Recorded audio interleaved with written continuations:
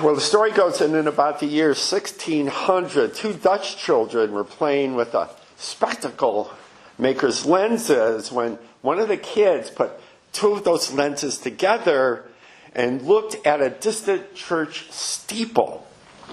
And as if by magic, that image sprang closer to his eye.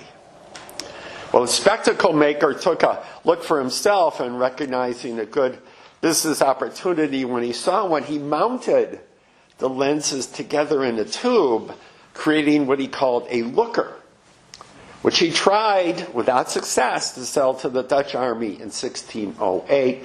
Big mistake on their part.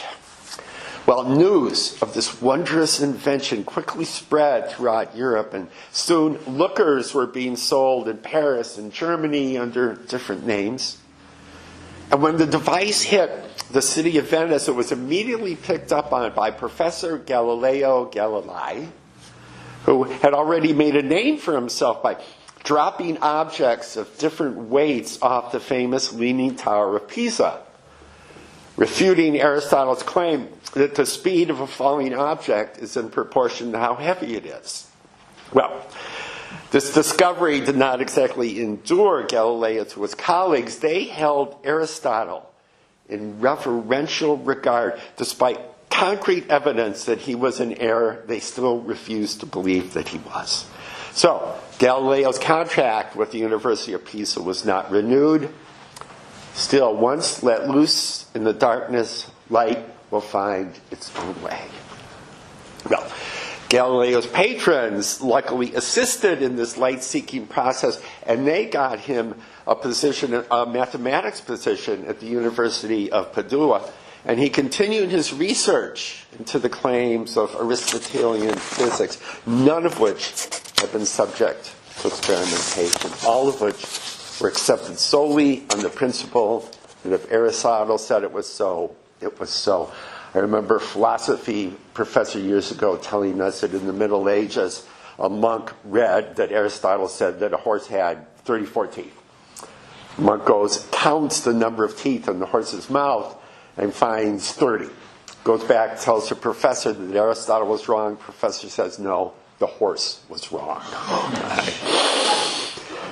Well, learning of a new invention which showed distant objects as if they were close by, Galileo quickly figured out how to make this, and he mastered the art of lens grinding as well, and he soon made his own much improved version, which he called a telescope, from the Greek tele, which means far seeing.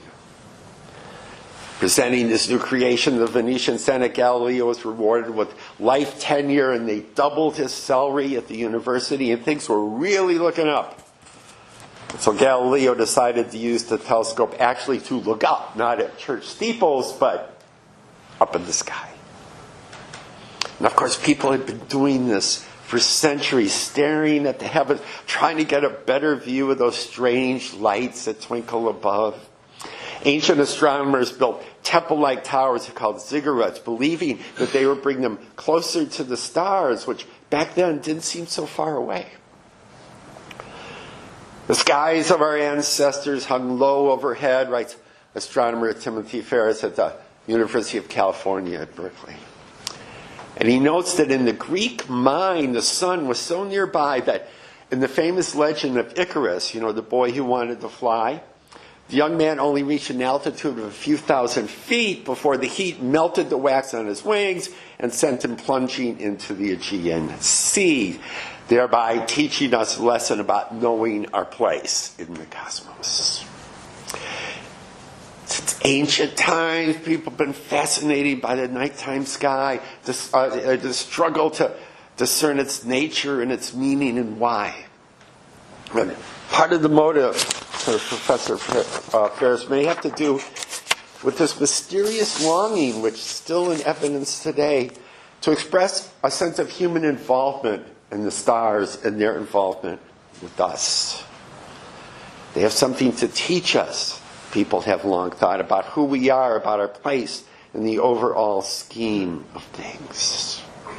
And even Socrates, who cared very little about astronomy, once said that the soul is purified and kindled afresh by studying the sky.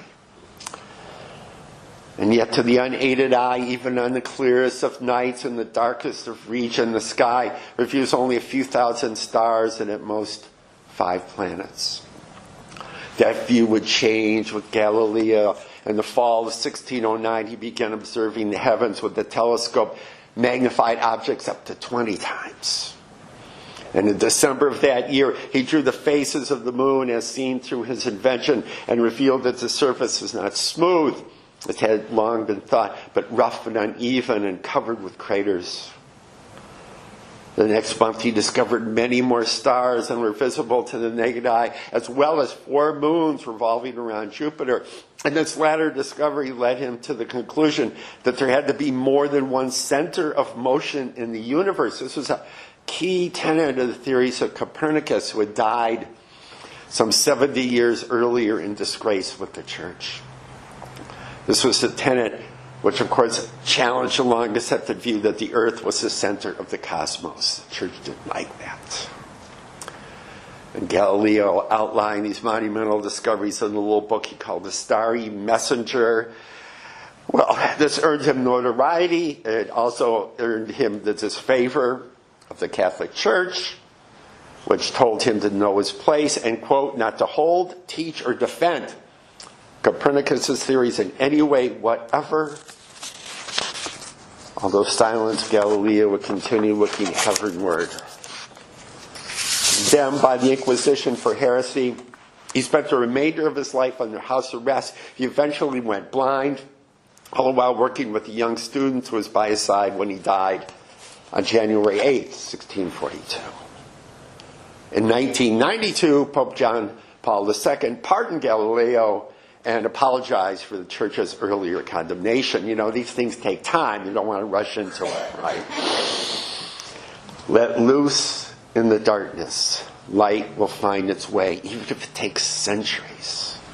And in the centuries since Galileo, scientists have developed much more powerful telescopes capable of seeing further and further, and in the process they've raised the sky above us. First half of the 20th century, one of the astronomers who contributed most to proving the power of the telescopes was George Ellery Hale, who in 1904 established Mount Wilson Observatory in the San Gabriel Mountains of Southern California. At an altitude over just 1 mile, it affords a wonderful view of Pasadena. Below, it also offers an even better view of what's above. And despite having no earned degree beyond a bachelor's in physics from MIT, Hale became one of the leading astronomers of his day.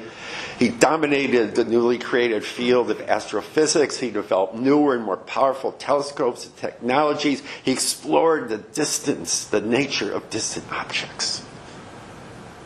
And when a historian is written from the point of view of raw scientific discovery, Mount Wilson Observatory may well be the most productive astronomical facility ever built. And what was Mr. Hale's guiding principles? It was light. Light.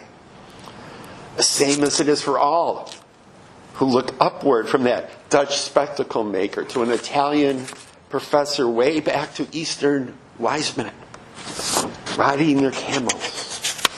Light. This is what guides the way. This is what endures through the distance, through the ages.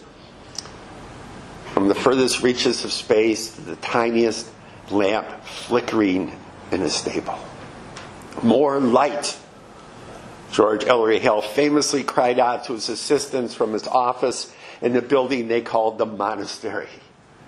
Hale insisted on the need to build stronger and stronger telescopes capable of seeing deeper and deeper into heavens. And we have built them too. We have telescopes which are no longer confined to Earth, no longer limited to perceiving visible light. They can scan the entire electromagnetic spectrum, revealing all sorts of previous unseen phenomena. Let loose in the darkness, light will find its own way, even if that way is a little bit more indirect than we are used to. Thanks to new ways of looking, evidence is mounted that our cozy little galaxy we call the Milky Way is surrounded by an envelope of material which scientists refer to as the halo, because that's what it looks like. It's mostly invisible. This halo is comprised of what are called dark matter objects which basically provide the gravitational glue holding the outer reaches of the galaxy together. Now, trust me, I took physics for poets in college, so this is like a rudimentary view. Okay. They are not quite sure what this dark matter is made of, but they are certain that it's there because of light. To search for dark matter, astronomers use a technique called gravitational lensing, in which an object reveals its presence by bending and brightening the light emitted by a body behind it. This was a phenomenon predicted by Einstein, who, like Galileo, knew that once let loose in darkness, light will find its own way. And so it does, in all kinds of ways, from bending around dark matter to the glory of God rising upon us, from the leading of a star to the halo surrounding our galaxy, from the outer reaches of creation to the radiance of our own lives. There's a Greek word for this radiance that we reflect, one spoken as a blessing to Israel in the starry desert. The Lord bless you and keep you. The Lord make his face to shine upon you. Epiphany. The radiance that comes when the glory of the Lord is seen, not far away from a telescope, but face to face through the lenses of our own eyes. Arise, shine, for your light has come, says Isaiah. Lift up your eyes and look around. You shall see and be radiant. Today we celebrate the feast of that radiance, a celebration of the shining. It's the end of that starlit journey that began long ago when John the Baptizer, the messenger, stood in the dark wilderness and said, "Come, let us walk in the light of the Lord." The feast of the Epiphany, we arrive along with the Magi, the sages who have followed the starry messenger, who have stopped at the side of the child, whose face is often depicted as surrounded by a halo. The very first words spoken by God in creation, "Let there be light," has taken human form. The feast of the Epiphany, we do more than proclaim that the Word was made flesh. We proclaim that the Word shines through the brightness of our dawn. As it filled the sky, as it lit the stable, as it guided the Magi, so it fills our days, it lights our lives, it guides our paths.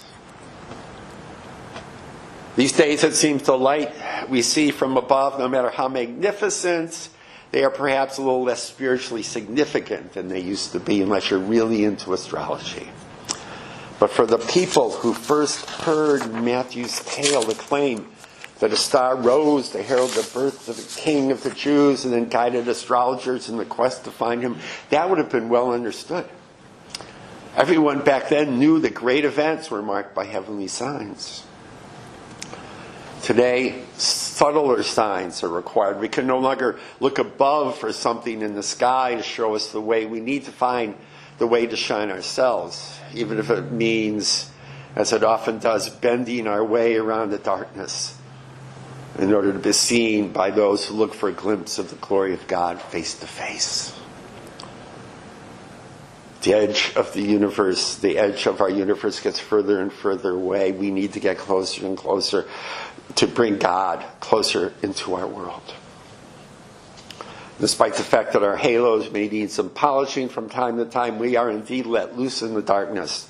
And we offer proof to everyone we meet that we know our place. We are the light of the world.